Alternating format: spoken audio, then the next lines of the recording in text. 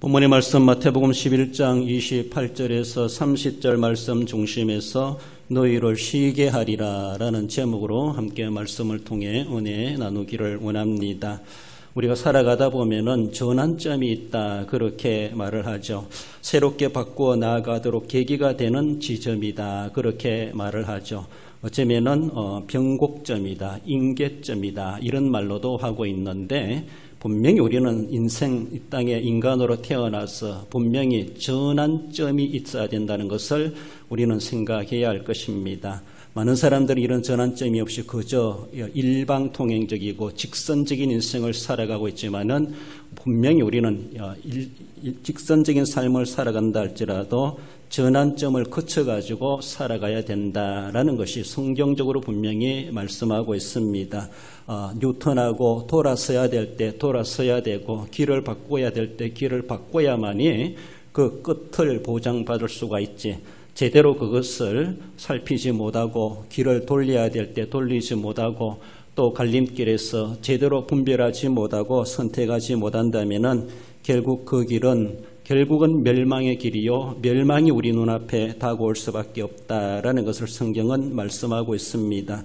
분명히 전환점이 있다라는 것을 우리는 생각해 보며 그렇다면 나는 지금까지 인생을 살아오면서 그 전환점을 거쳐왔던가 그 전환점에서 분명히 전환되었는가라는 것을 우리는 너무 기초적인 모습이지만 다시 한 번 더 자신을 성찰하고 살펴볼 수 있어야 할 것입니다. 우리 예수 그리스도는 전환점이다 이렇게 말할 수가 있습니다. 변곡점, 임계점이다 이렇게 말을 할 수가 있죠.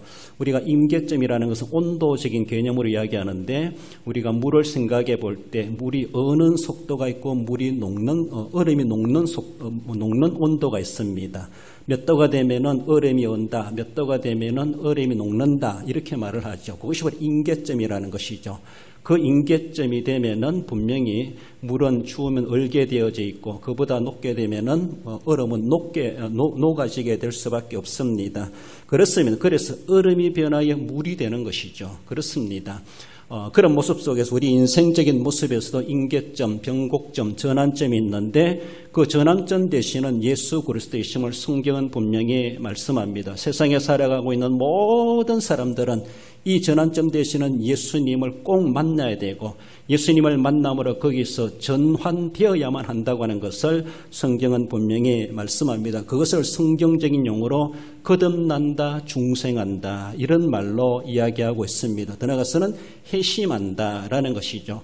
회개하고 신앙을 가진다 그런 말로 표현하고 있습니다. 사회적인 용어로는 전환된다, 그렇게 전환점이다 이렇게 말을 하기도 하죠. 예수 그리스도는 바로 우리의 전환점이 되기 위해서 우리의 삶을 바꾸어 주시기 위해서 이 땅에 오신 성육신의 목적이 있다고 하는 것을 우리는 알 수가 있습니다. 모든 인간에게 전환점이 되시는 우리 예수 그리스도, 모든 사람들 예수님 없이도 나는 참 인생을 살아갈 수 있고 나는 영생할 수 있다. 그렇게 큰 소리 칠 사람 아무도 없고 그렇게 보장받을 사람 아무도 없습니다. 오직 우리를 이 땅에 창조하시고 인간으로 태어나게 하신 하나님께서는 오직 예수 그리스도만이 우리 인생의 전환점이 되게 하셨고 그로 말미암아 거듭나고 중생하고 회심하고 하나님의 자녀되게 하시는 전환점이 되게 하셨습니다. 그러므로 예수님 없이는 다른 길은 없나니 다른 이름은 없나니 오직 예수님만이 우리의 중요한 전환점이 되신다는 것, 유일한 전환점이 되신다는 것, 그 변곡점에서 우리는 분명히 변화되어야 되죠. 그래서 예수님의 사역 가운데서 예수님이 계심으로 예수님을 만남으로 물이 변하여 포도주가 되고 풍랑이 예수님을 만나니까 잔잔한 바다가 되고 죽음이 변하여 생명이 되는 죽은 나사로가 살아난 놀라운 역사를 예수님이 얼마나 전환점에 진정한 정체성을 가지신 분이신가라는 것을 보여주시기도 하셨습니다. 그렇습니다. 내가 길이요 진리요 생명이요 나를 믿는 자는 죽어도 살고 살아서 믿는 자는 영원히 죽지 아니하리라. 예수님이 당당하게 그렇게 당신에 대해서 선언하셨습니다. 예수님은 진정히 우리에게 전환점이 되시는 분이시다라는 것, 예수님을 만나게 되면은 예수님을 제대로 만나게 되면 그 인생은 바뀌어지게 되어져 있다는 것입니다. 깡꽁 얼었던 얼음이 온도가 높여지면 결국은 물로 변할 수밖에 없다라는 것을 우리가 경험해 보는 것처럼 예수님 만난 사람은 그렇게 냉랭한 심령들이 뜨거워지게 되고 폐쇄된 인생들이 열려진 마음이 되고 어두운 심령들이 밝아지게 되고 아무 소망 없이 지옥으로 달려가던 인생들이 영생과 소망과 하나님의 영광을 내다보며 살아가는 놀라운 인생의 뒤바뀌는 역사가 나타나는 것은 다른 이름을 주신 일이 없나니 다른 길이 없나니 오직 예수 그리스도만이 하나님이 우리에게 주신 구원의 길이요 구원의 중보자이심을 분명히 말씀하십니다. 그분께서 오늘 주님은 너희를 쉬게 하리라 라는 말씀으로 우리에게 본문을 제시해 주고 있습니다. 본문으로 들어와서 주신 말씀을 통해 상고할 때 먼저는 쉼이 필요한 인생임을 말씀하죠. 28절에 수고하고 무거운 짐진 자들아 다 내게로 오라 내가 너희를 쉬게 하리라고 말씀하십니다. 수고하고 짐진 자들아, 어떻게 모든 사람들을 가리킵니다. 말씀드린 것처럼 이 땅에 살아가는 모든 사람들은 다 수고하고 무거운 짐을 지고 살아가는 인생들이다. 그 인생들을 가리켜서 주님은 내게로 오라 내가 너희를 쉬게 하리라. 내게 오는 자만큼은 예수님께서 그들 하여금 전환되게 하시겠다. 수고해서 쉼으로 고생해서 안식으로 하나님이 그들을 바꾸어 주시겠다. 그 인생이 완전히 180도 달라지는 삶이 되게 될 것이다 라는 것을 주님은 당당하게 선언하셨습니다. 그래서 내게로 오너라. 누가 그렇게 할 자가 있겠습니까? 세상에 여러분들 하여금 내게로 오너라. 내가 먹고 살았는데 조금 더 걱정 근심 없이 돈이나 물질이나 건강이나 모든 걸 내가 다 책임질게 라고 할 사람이 있으면 얼마나 좋겠습니까? 그렇습니다. 예수님은 그렇게 말씀하십니다. 그 고생하고 수고하고 무거운 짐을 살아가고 있는 인생들을 향하여서 한두 명을 두고 말하는 것이 아니고 12 제자만 두고 말하는 것이 아니고 오고 가는 세상에 수억수만명 되는 그 인생들을 향하여 다 오라고 말씀하십니다. 그들을 다 감당할 수 있을 만큼 전능하신 쉼의 주권자, 안식의 평안의 주권자, 우리 하나님의 능력이시라고 하는 것을 반영해 주고 있습니다. 우리 인생은 수고하는 인생임을 말씀하죠. 세상의 모든 사람들은 수고하는 인생의 삶을 살아가고 있는데 인생 그 자체가 수고로움의 연속이고 수고로움의 시간이고 수고로움의 그런 역사이다라고 말할 수 있습니다. 한마디로 피곤한 인생을 살아가고 있는 우리들이다라는 것을 말씀합니다. 창세기 3장 17절에 보면은 아담에게 이르시되 너는 평생에 수고하여야 그 소산을 먹으리라고 말씀하십니다. 이것이 우리 인류 시조가 받은 하나님께 받은 명령이었습니다. 이것이 우리 인간들이 당면한 피할 수 없는 세상 말로 숙명이라 그럴까요? 그 삶이 우리의 현주소다라는 것이죠. 평생에 수고해야만이 그래도 거기서 소산을 얻어 네가 생명을 유지할 것이다. 생명을 유지하고 살아있습니까? 그 사람은 수고 없이 살아갈 수가 없고 고생하지 않고 살아갈 수가 없다. 한마디로 생명 그 자체가 고생의 연속이라고 하는 것을, 수고의 연속이라고 하는 것을 하나님은 창세 때부터 이것을 천명하셨습니다. 그것은 오늘에까지도 변함없는 인생의 현주소로 오늘 우리에게 남아져 있고 그 현주소 가운데 모든 인생들이 살아가고 있다라는 것입니다. 그것이 바로 수고로운 인생이고 피곤한 인생이라고 하는 것을 성경은 말씀하죠. 본문에 수고하고, 이 수고한다는 말은 코피아오라는 그 헬라어 단어인데 피곤하다, 지치다 그런 말입니다.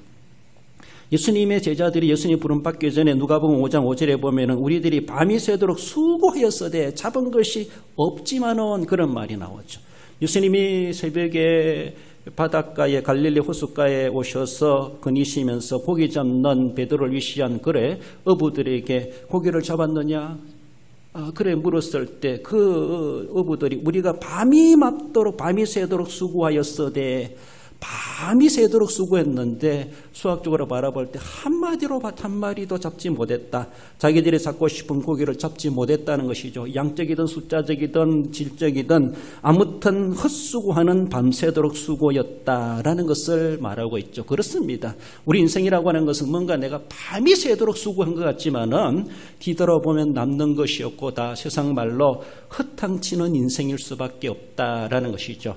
예수님 없는 인생을 살아가는 세상의 수많은 사람들, 그 나름대로 자기는 부귀영화를 누리고 뭔가 출세하고 뭔가 가지고 살아간다고 하지만은 그 인생의 종착점은 다 수고로 끝나버리고 허탕으로 끝나는 인생일 수밖에 없다라는 것을 여기에서도 보여주고 있습니다. 그렇습니다. 그들은 고기 잡는데 잔뼈가 굵은 어부들이었습니다. 함에도 불구하고 그들은 정말로 고기를 제대로 밤새도록 수고했지만 그들의 노력을 다해도 경력과 경험을 다해봐도 헛수고 치는 삶을 그 밤을 지냈다. 그 몸이 얼마나 지쳐있고 수고로움에 빠져 있겠는가.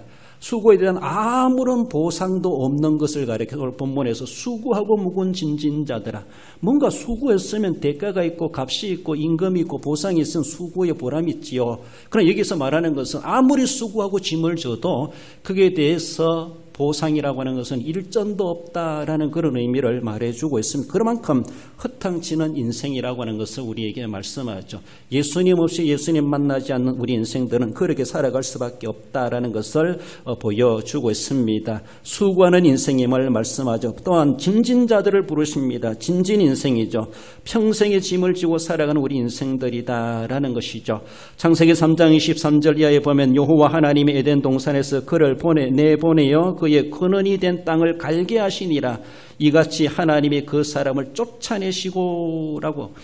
범죄하고 타락한 아담 하와를 하나님은 더 이상 영생하는 에덴 동산에 노동 없이 근로 없이 살아갈 수 있는 그런 에덴 동산에 둘 수가 없었습니다. 왜? 그들은 죄인이기 때문에 평생 땅을 갈고 수고해야 살아가야 되기 때문에 에덴 동산은 그렇지 않지만 그래서 에덴 동산에서 쫓아냈습니다. 그들이 쫓겨난 에덴 동산, 그들이 쫓겨난 세상이라고 하는 것은 에덴 동산보다 상황이 정반대적인 모습이죠. 엉겅기가 있고 동물은 사나워지고 서로가 싸우고 시기, 질투와 분쟁과 약육강식의 사회가 되는 것이 바로 에덴 동산의 밖의 세상이었다. 우리가 살아가는 오늘의 삶의 실제적인 우리 세상이 그렇다라고 하는 것을 보여주고 있습니다. 그 삶이 어쩌면 죄의 짐을 가지고 있는 인생이기 때문에 죄의 짐을 진 인생이다라는 겁니다. 죄 있는 사람은 에덴 동산에 살아갈 수가 없습니다. 그들에게는 죄의 짐이 있습니다. 그 죄의 짐을 진 그들을 하나님께서는 내쫓으셨습니다. 죄와 함께 세상과 함께 살아갈 인생들이죠. 죄 없는 자가 에덴 동산에 들어가야 되는데 그들은 죄가 있기 때문에 죄 짐을 진 자로서 에덴 동산에 더 이상 거할 수가 없었고 죄 짐과 함께 그들은 죄의 현주소, 죄의 곳이라고 하는 세상으로 쫓겨나게 되었다라는 것입니다. 우리 실제적으로 내 어깨에 무슨 짐이 있을까? 우리는 영적으로 신앙적으로 말해볼 때 우리는 다 죄의 짐을 내 몸뚱아리보다 더 큰 짐을 내가 지금 내 등에 지고 살아가고 있다 이렇게 말할 수 있습니다. 그 무게는 내 몸무게보다 더 무겁다라고 말할 수가 있고 어쩌면 내 몸무게보다도 수백 배 수만 배 더 무거운 죄짐을 내가 지고 있다 이렇게 말을 할 수가 있습니다. 그렇습니다. 우리가 수련회 때도 필그림 하우스 순례자의 집, 즉 가평에 가서 철로 역정, 좋은 분의 철로 역정에 그런 조형물을 통해서 은혜를 받은 적이 있습니다. 멸망의 도시를 출발하는 그 크리스찬 그 사람이 지고 있는 짐이 무엇입니까? 죄의 짐입니다. 전도자를 만나가지고 그 죄의 짐을 해결하기 위해서 저 길로 가거라라고 전도자의 안대를 받으면 그 길을 한 걸음 한 걸음 찾아가게 되고 그 죄의 짐을 지고 가는 그 자가 결국은 십자가의 언덕에 가가지고 죄의 짐이 풀어지게 되는 것을 그런 과정들을 우리가 경험해 보기도 했습니다. 그렇습니다. 멸망의 도시를 떠난 그 인생의 등에는 죄의 짐으로 억눌려져 있고 죄의 짐을 지고 살아가는 이 세상의 모든 사람들이라는 것입니다. 십자가의 언덕에까지 가기까지 많은 유혹과 과정들이 있지만은 그래도 참고 인내하고 그렇게 갔을 때에 십자가의 언덕에 갔을 때 십자가 예수 그리스도를 만남으로 인해서 우리의 등에 죄의 짐이 벗겨짐을 받는다라는 그런 말씀으로 우리에게 은혜를 주게 되는 것을 봅니다. 예수님이 그렇게 말씀하십니다. 짐진 자들아 다 내게로 오라. 무슨 짐입니까? 죄의 짐이라고 하는 것을 말씀하죠. 세상에 있는 모든 사람들은 죄를 범하였음에 하나님 앞에 제 짐을 지고 살아가는 사람들이고 그 짐을 내 스스로 내 등에 있는 짐도 내 스스로 벗겨낼 수 없고 내 스스로 감당할 수 없는 엄청난 무게를 느끼는 그런 죄의 짐이라고 하는 것을 말씀합니다. 우리가 지금도 세상에 이렇게 기상이온과 또 나라의 곳곳에 전쟁과 기근과 근심과 걱정과 우환과 질병과 슬픔 끊을 날이 없고 눈물이 끊을 날이 없고 결국은 죽음이 우리 앞에 도래된 이 세상의 상황은 그 모든 것은 죄에 뿌리하고 있습니다. 따지고 올라가면 다 죄 때문에 그렇다는 것이죠. 죄가 바로 중요한 원인이라는 것이죠. 그 죄 때문에 우리는 수고의 짐을 지고 노동의 짐을 져야 되고 땀을 흘리는 짐을 져야 되고 슬픔의 짐을 져야 되고 코로나의 전염병의 짐을 져야 되고 시기와 질투와 갈등과 전쟁과 이기심과 다툼과 온갖 여러 가지 죄로 말미암아 파생된 변이 된 그런 짐들이 얼마나 많은지 몰라요. 한꺼번에 말해볼 때 그건 다 죄의 짐입니다. 죄의 뿌리를 하고 있습니다. 죄만 싹 끊어내면은 그 모든 것들은 다 끝장나게 되죠. 없어지게 되는데 그 죄를 우리는 어느 누구도 감당할 인생이 아무도 없다는 것이죠. 오가는 아무리 영웅이고 위대한 세계적인 인물이랄지라도 죄의 짐을 인생들이 지고는 죄의 짐을 뿌리를 끊을 자가 아무도 없다는 것이죠.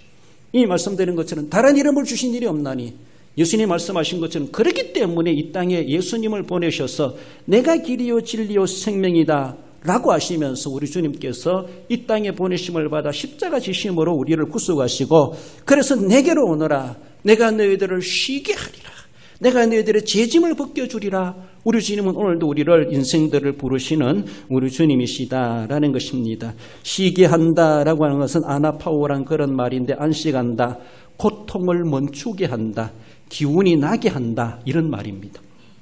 육체의 휴식을 줄 뿐만 아니라 내적으로는 상쾌하게 한다 이런 말입니다.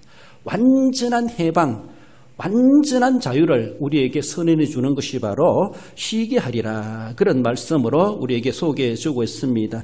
이런 현주소를 알고 계신 하나님께서 쉼을 명하시며 쉼을 우리에게 허락해 주셨습니다. 누구 안에서? 예수 그리스도 안에서. 그러므로 누구든지 쉼의 주권자, 안식을 선언해 주실 우리 주권자 하나님께서 아담에게 너는 수고하여야 살 수가 있다 이렇게 말했습니다. 그렇지만 그 수고 속에는 하나님의 구속의 계획까지도 다 포함되어 있죠. 그렇습니다. 그들을 쫓아내면서 가죽옷을 입힌 그 자체부터 예수 하나님께서는 그들에게 수고의 명령을 내렸고 수고에 너가 생명 부지할 것이다 라고 말씀하시지만은 하나의 형벌같이 보이지만은 그 속에는 이미 하나님의 구속의 계획도 다 있다는 것이죠. 그래서 때가 되면 예수 그리스도를 메시아를 보내셔서 그들로 하여금 완전히 죄의 옷을 벗겨버리고 의의 옷을 입히시고 그들로 하여금 완전히 전환점을 이루시게 하시겠다. 하나님의 구속의 계획도 에덴에서 쫓겨나는 인생들에게 하나님은 다 포함시켜 그들을 세상으로 내보내셨다라는 겁니다. 그래서 대표적으로 아브라함과 이삭과 야곱의 후손들을 통해서 내가 이런 선지자를, 이런 메시아를, 이런 구속의 주를 보낼 것이다. 누누이 그렇게 이스라엘 민족을 통해서 대표적으로 그렇게 말씀해 주시고 계시해 주셨습니다. 우리를 쉬게 해 주시겠다. 우리에게 수고를 명령하셨지만 그 수고 속에서는 하나님은 분명히 우리에게 안식까지도 포함된 수고를 말씀해 주셨고 제도적으로 바라볼 때 구약 백성들로 하여금 안식일 날을 주시고 안식년을 주시고 희년을 주시면서 쉼이 무엇인가? 그들은 영원한 노동이 아니라 영원한 근로, 영원한 고생이 아니라 하나님 그래도 쉼이 있다고 하는 것에 대해서 그들에게 맛을 보게 하셨다. 이렇게도 볼 수가 있습니다. 이제 예수 그리스도로 말미암아 이제는 그 맛을 보는 것이 아니라 이제는 그 쉼의 안식의 영생을 누리는 삶을 우리에게 더 가시적으로 주시기 위해서 예수님을 이 땅에 보내셨고 실제적인 그 구속의 계획이 이 땅에 시행되고 있는 과정이다. 이렇게 볼 수가 있습니다. 거기에는 쉼이 포함된 근로일 뿐만 아니라 오직 예수 그리스도만이 우리를 죄에서 해방케 하시고 자유케 하시고 우리를 율법에서 속박에서 해방케 하시고 그리고 불안과 염려와 고통에서 해방케 하시는 하나님의 놀라우신 안식의 복이 있다라는 것을 말씀하십니다. 오직 예수 그리스도 그분만이 우리의 진정한 쉼이 되시고 안식이 되시고 평강이 되시고 영생이 되신다라는 것입니다. 저도 세상에서 이래 보면은 같이 교회 다니고 예수 믿는 사람이면서도 보면요 정말 쉼 없이 일하는 사람 보면 정말 얼마나 안 됐나 이런 생각이 들어요. 같은 어떤 장로님이고 같은 직분자와 같은 교인이면서도 그래도 교회라고 오니까 옷이라도 깔끔하게 입고 주일날 양복을 입을 기회가 있는데 어떤 분들은 일평생 양복 입을 기회도 없이 넌닝바람으로 땀 흘려가면서 일에 시달려가지고 얼굴에 흘러가면서 정말로 쉼도 없이 살아가는 사람 보면은 저 사람 일이 재민가라고 생각해요. 일에 중독된 사람처럼 그렇게 살아간 사람 보면요, 정말로 불쌍하다 그런 생각이 돼요. 우리는 그래도 주일이라고 와서 일 내려놓고 와서 예배도 드리고 하나님의 말씀도 듣고 또 영적 세계로 다시 재점검하고 내다보는 그 삶이라도 있기도 한데, 예수님 안 믿는 사람들을 바라보면 요일 개념도 없고 주일 개념도 없고 일 쉬는 개념도 없고 무슨 재미로 살까 도리어 걱정스럽습니다. 일 그렇게 많이 해가지고 뭐 할 것인가 그런 생각이 들더 자기 스스로 자기를 종으로 자기를 내모는 거예요. 자기 스스로 자기의 인생을 노예 생활로 이끌어가는, 자기의 인생을 이끌어가는 거예요. 얼마나 불쌍한 삶입니까? 노예나 종에는 쉼의 자유가 없습니다. 주인이 시라키 하시는 거예요. 끊임없이 그들은 일밖에 없는 것이 종이고 노예입니다. 왜 자신의 인생을 그렇게 망가지게 만들고 자기 스스로가 종 취급하는, 자기 인생을 종 취급하는 것이죠. 그래서라도 주님은 쉼을 주시고 쉼을 얻게 하시고 우리 하나님이신데, 정말로 쉼 없는 인생이 그런 인생이에요. 다르게 보면 쉼은 예수 그리스도입니다. 예수 그리스도 없는 노동과 근로와 모든 땀 흘림은 타락한 인생들이 누리는 그런 수고일 수밖에 없고, 죽도록 땅을 파며 고생해 본들 그의 끝은 멸망일 수밖에 없다고 하는 것을 성경은 분명히 제시하고 있습니다. 예수님을 만나지 않은 수많은 노동과 수고를 한다 할지라도, 예수님 없는 수많은 황금떡이를 쌓아놨다 할지라도 그거 가지고 내 죽음을 책임질 수 없습니다. 아무리 부귀영화를 예수님 없이 누렸다 할지라도 그 끝은 멸망이라고 하는 것인데 무슨 소용이 있습니까? 그것이 쉼 없이 살아가는 그 인생들 얼마나 불쌍한지, 이 진리라는 그들에게 우리는 바르게 깨우쳐줘야 될 분명한 책임이 있다고 하는 것을 볼 수 있습니다. 너희를 쉬게 하리라. 두 번째는 멍에 맨 인생임을 말씀합니다. 29절에 나는 마음이 온유하고 겸손하니 나의 멍에를 메고 내게 배우라. 그리하면 너희 마음에 쉼을 얻으리니. 멍에를 매는 인생이라고 하는 것을 성경은, 주님은 말씀하십니다. 멍에라고 하는 것은 지고스란 단어인데 짐승이나 종들이 매는 멍에를 그렇게 말하고 있습니다. 한마디로 노동에 일만 하는 짐승, 또 종이란 그 자체가 멍에 맨 인생이 종을 가리키는 것이죠. 한마디로 부정적인 의미로 멍에를 이렇게 이야기해 본다라면 굳이 부정적으로 볼 것이 아니지만은 무엇인가 완전히 종속되었다. 그리고 폭군 왕들이 뭔가 자신의 이익을 위해서 그렇게 폭군 노릇하는, 압제를 하는 그런 정치, 이런 것들을 가리켜서 멍에 맸다 이렇게 말합니다. 속박과 노예 상태를 말하고, 더 나아가서는 식민지를 지배하는 그런 강대국들이 그런 약소국들을, 이방인들을 통치하는 그런 모습에서 멍에를 맨다, 멍에를 메운다 이렇게 말을 하기도 합니다. 이 멍에는 내가 스스로 벗겨낼 수 없는 멍에라는 것이죠. 내 어깨에 내 목에 둘려있는 그 멍에는 내가 벗긴다고 벗겨지는 것이 결코 아니라는 것이죠. 종이나 노예가 자기 스스로가 거기에서 내가 벗어나겠다라고 하면 그거는 죽음입니다. 그거는 생명이 보장되지 않습니다. 주인이 벗겨줘야 벗겨지는 것입니다. 자기 스스로 자신의 멍이라고 자신이 벗겨낼 수가 없습니다. 자기 스스로 벗겨낸다는 그 자체가 주인을 향하여 반항하는 것이고 자기는 죽음을 거는 것이다, 생명을 거는 것이라는 것을 볼 수가 있습니다. 자기 스스로 벗어낼 수 없는 것이 바로 멍이라고 하는 것을 본문은 말씀하는데, 크게 보면은 멍에는 주님은 또한 두 가지로 말씀하는데 마귀의 멍에가 있고 예수님의 멍에가 있다 이렇게 예표적으로 말해줍니다. 상징적으로. 먼저는 죄의 멍에는 죄로 말미암아 속박된 멍에를 말씀하고, 이 멍에를 맨 자들은 피눈물 나는 삶을 살아가게 된다라는 것을 말씀하죠. 계시록에서는 21장 이 멍에를 벗겨주시는데 어떤 멍에입니까? 사망의 멍에, 고통의 멍에, 곡하는 멍에, 아픈 것, 이런 것들이 세상에 있었지만은 이제는 그것을 주님께서 벗겨주시겠다. 그래서 사망과 애통과 곡하고는 것이, 아픈 것이 없는 하나님의 나라로 우리를 인도하실 것이다. 그렇게 말씀하시는 내용인데, 결국 마귀는 우리를 하여금 사망의 멍에를 매게 합니다. 고통의 멍에를 매게 합니다. 곡하는 멍에를 매게 합니다. 지금 볼 때는 그럴듯하고 정말 이상적인 것으로 보이고 정말로 황금 무지개처럼 보인지 모르지만은 결국 그것은 우리는 아픈 멍에일 수밖에 없고 우리를 멸망케 하는 멍에일 수밖에 없는 장밋빛과도 같은 그런 멍에라고 하는 것을 우리는 알고 그 멍에, 그 유혹에 넘어가지 말아야 될 것을 말씀합니다. 잠시 잠깐의 안정과 평안을 위해서 이 멍에를 섭떡 받아지는 사람들이 있다는 것이죠.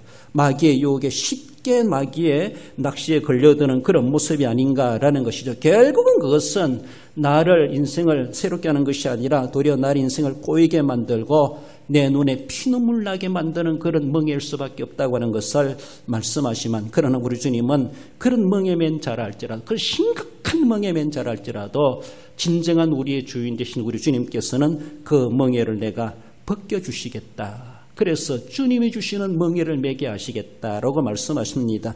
주님의 멍에가 무엇입니까? 그건 구속이요, 대속이요, 해방이요, 자유요, 은혜요, 선물이요, 밝음이요, 따뜻하다, 영광스럽다, 이렇게도 표현될 수가 있습니다. 주님이 주신 우리의 멍에입니다. 동일한 멍이라는 말을 사용하고 있지만 상당히 은혜로운 것들을 가리켜서 주님이 우리에게 주시는 멍에이다라는 것입니다. 계시록 21장 5절에 보면은 보좌에 앉으신 이가 이르시되 보라 내가 만물을 새롭게 하노라. 만물은 새롭지 못했습니다. 그러나 이제 우리 주님께서 만물을 새롭게 하노라. 내 멍에를 매라. 내 날개 아래 들어오너라. 내 안에 들어오너라. 내가 너희들에게 멍에를 주는데 그 멍에는 짐승과 종들이 매는 그런 멍에가 아니라 구속의 멍에요, 대속의 멍에요, 해방과 자유의 멍에요, 진정코 기쁨과 감사와 밝음과 따뜻함과 영광스러운 멍에라고 하는 것을 말씀하고 있습니다. 그렇습니다. 우리 주님은 우리에게 그런 멍에를 주시고자 원하는데 세상 멍에, 죄의 멍에를 맨 자들을 우리 주님 오늘도 우리를 부르셔서 내게로 오너라. 내가 너희들에게 쉬게 하리라. 진정으로 우리가 매야 될 그 멍에를 주시겠다라는 것을 말씀하죠. 그렇습니다. 우리 주님이 주시는 멍에를 매야 될 것이지 우리는 마귀의 멍에를 메고 살아갈 수가 없다라는 것입니다. 우리 세상에 살아가는 동안에는 이 멍에는 결코 벗어낼 수가 없습니다. 마귀의 멍에든 주님이 주신 멍에든 둘 중에 하나는 메고 살아갈 수밖에 없고 어쩌면은 마귀의 멍에도 메고 주님의 멍에도 동시에 메고 있는 것은 아닌가? 막 이렇게 혼란스러울 때가 있습니다.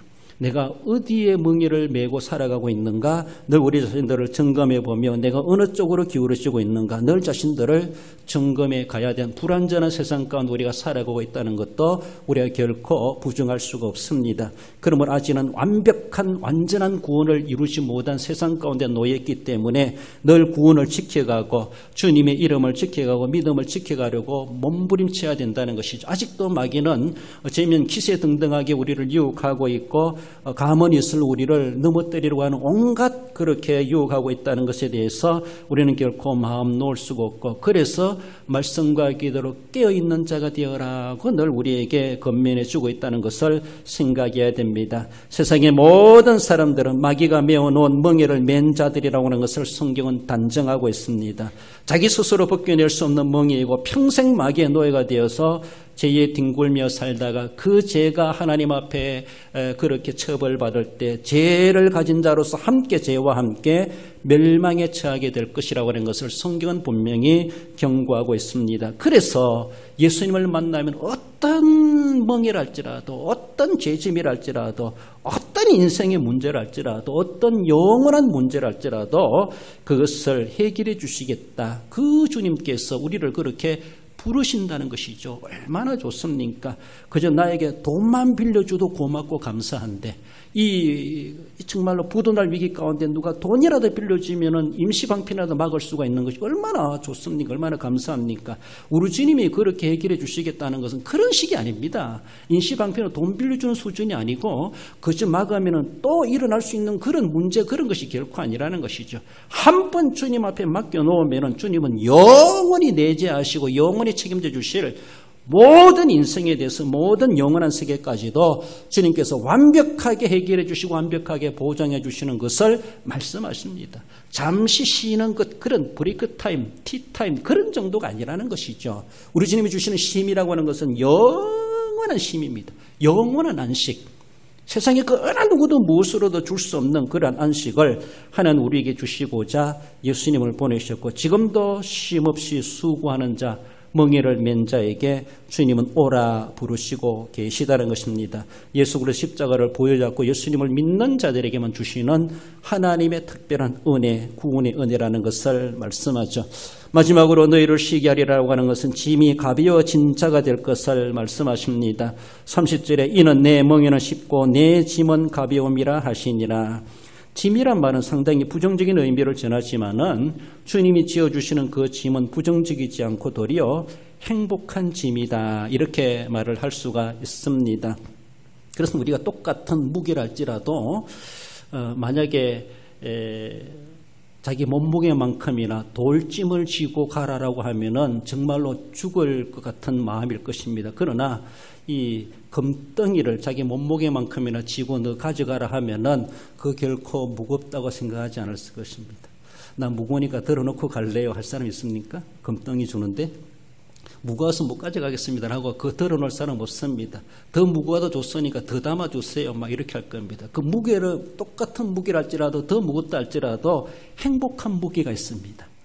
아무리 더 가벼운 것이랄지라도 그거 지본들 아무런 소득도 안 되는 지면 줄수록 내 다리에 병만 생기고 고생만 할 수 있는 그런 짐들이 있죠. 그렇습니다.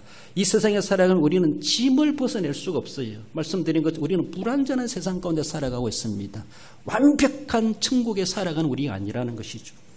오늘 밤이라도 죽으면 그 모든 죄의 짐에서 완벽하게 해결함을 받고 전혀 죄에 지장 없는 천국에 들어가겠지만은 그러나 그날 가기까지는 우리는 아직도 여러 가지 많은 세상의 짐을 질 수밖에 없는 인생이라는 것이죠. 그러면서도 우리는 그 짐에만 얽매여 살아가는 삶이 아니라 하나님이 지으신 그 짐을 동시에 지고 우리가 살아가고 있는데 돌짐이 아니라 금덩이 짐을 지고 살아간 거나 다를 바가 없다는 것이죠. 행복의 짐을 지고 살아간다는 겁니다. 불행의 짐이 아니라는 것입니다. 우리 주님은 바로 내 짐은 가벼움이라 이렇게 말씀하시면 우리는 결코 짐을 벗어낼 수가 없습니다.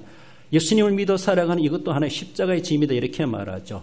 그 짐은 결코 만만하지 않습니다. 예수님을 믿고 믿음으로 승리하며 살아가는 것이 그렇게 쉽습니까?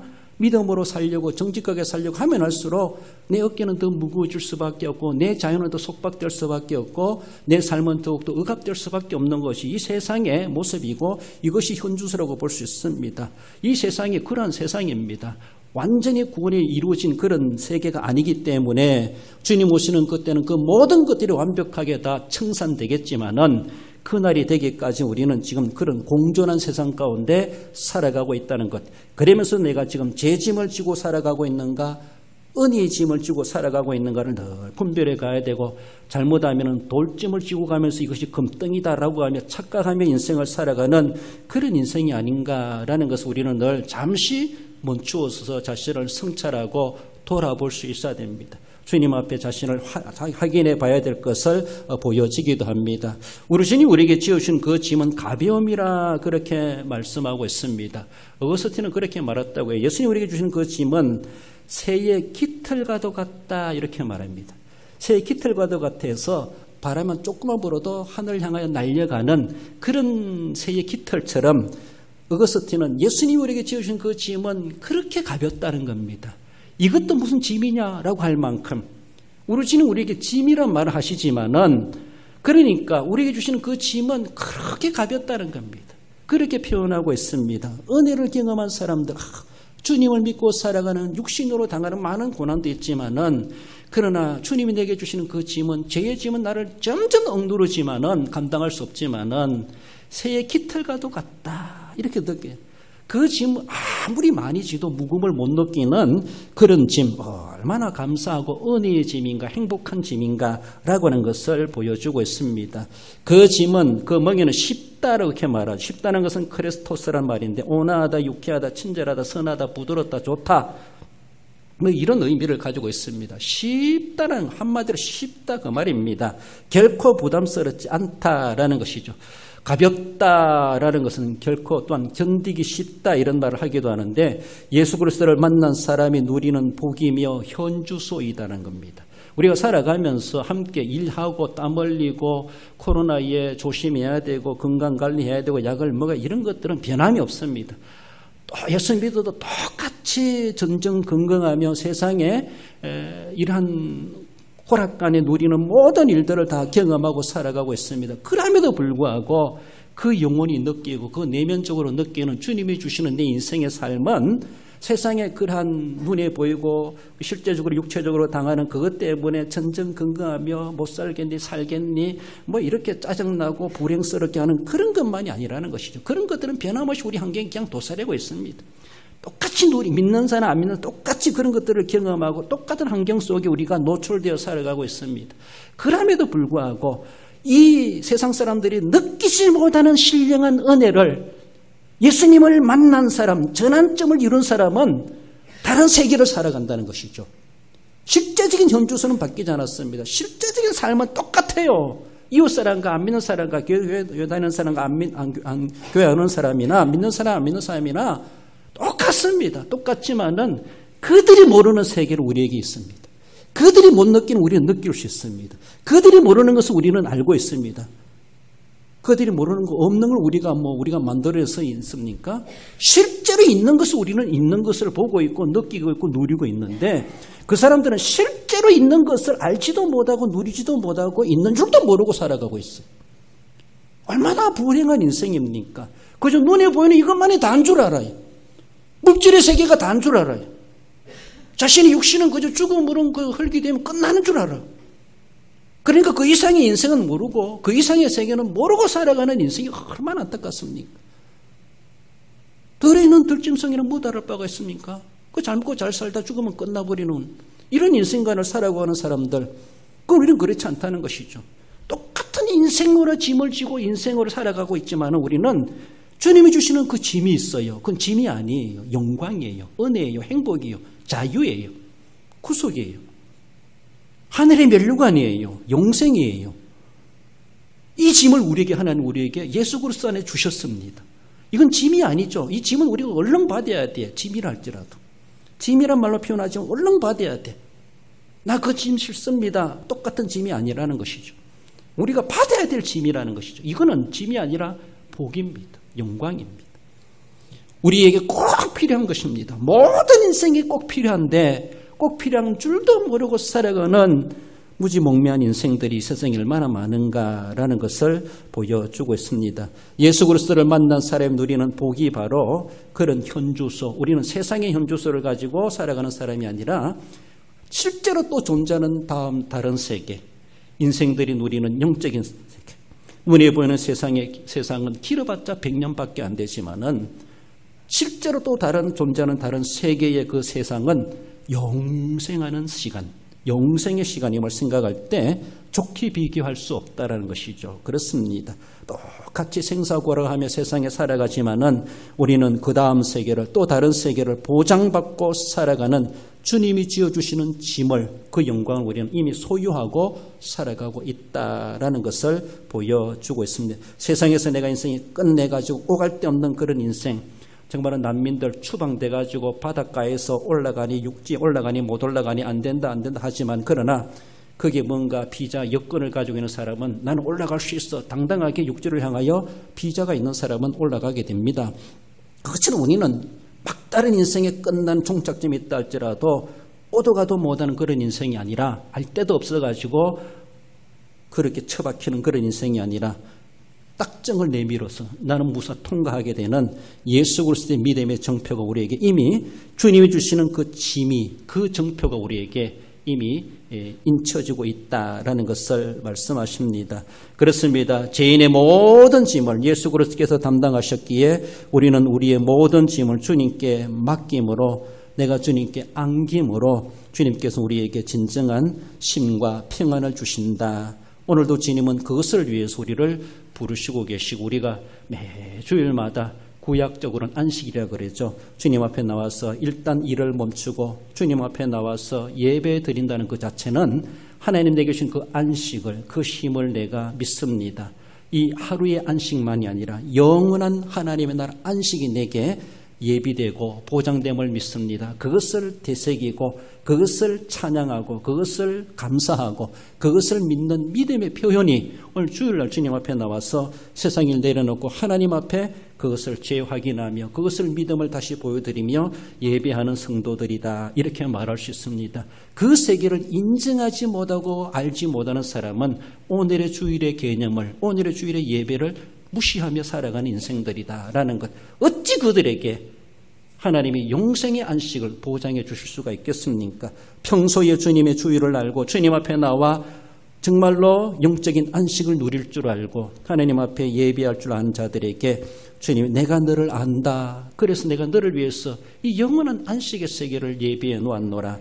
내 집에 들어오너라. 주님은 그렇게 말씀하실 수 있다라는 것을 기억하며 우리는 이 은혜와 믿음을 어떤 가운데서도 잘 지켜 수행해 갈 수 있어야 할 것입니다. 우리 읽어봅시다. 시편 55편 22절입니다. 내 짐을 여호와께 맡기라. 그가 너를 붙드시고 의인의 요동함을 영원히 허락하지 아니하시리로다. 할렐루야. 말씀을 맺습니다. 우리 성도 여러분, 우리 주님이 우리에게 주시는 그 쉼은 그저 브레이크 타임, 티 타임, 그저 잠깐 쉬라 그런 것이 결코 아니라는 것이죠. 한번 구속하시고 택하시면 영원한 주님의 효력이 있다는 것을 우리는 기억하며 오늘의 세상의 환경은 바뀌지 않는다 할지라도 영원한 안식을 예비하시고 평생 수고와 피곤함 속에 살아간 인생들이 우리는 분명히 알고 오늘도 부르시는 주님 앞에 기꺼이 믿음으로 나아가야 할 것입니다. 스스로 벗겨낼 수 없는 멍에임을 알고 그 멍에를 벗겨줄 진정한 주권자, 우리 인생의 주인 되신 우리 주님이 벗겨주실 때 벗겨짐을 받게 된다는 것을 기억하십시다.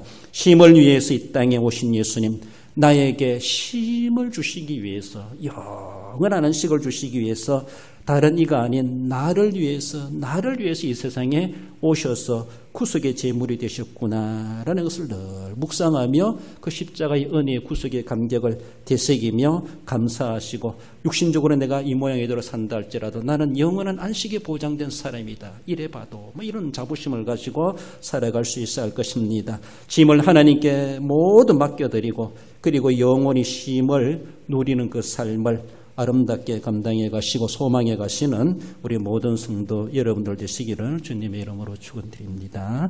기도하십시다. 주신 말씀 기억하며 주님, 내가 너희를 쉬게 하리라 말씀하신 것처럼 오직 예수님만이 우리의 모든 쉼의 주권자가 되시고 우리의 멍에를 벗겨주시고 우리의 짐을 벗겨주시는 줄 믿습니다. 우리 주님이 진정한 우리의 안식이 되시고 쉼이 되시고 영생이 되시고 생명이 되심을 믿습니다. 주님을 떠나 살아갈 수 없는 인생임을 알고 이 신앙 세상이 변하지 않고 이런 가운데 동일하게 살아간다 할지라도 변치 않는 믿음 가지고 주님 나라 그날까지 믿음을 지켜 승리하는 자 되게 해 주옵소서. 주신 말씀 기억하며 우리 함께 결심하는 마음으로 가슴에 손을 모으고 기도하십시다. 고마우신 우리 하나님 아버지 은혜를 감사합니다. 귀하고 복된 오늘도 불러주시고 사랑하심을 감사합니다.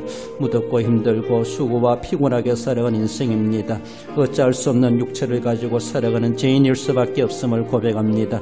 그는 우리를 그렇게 고생하며 땀 흘리며 수고로만 살아갈 인생이 아니라 그 속에 주님의 구속의 계획을 깨우시고 하나님 우리에게 쉼을 주시는 계획도 세우셨음을 믿습니다.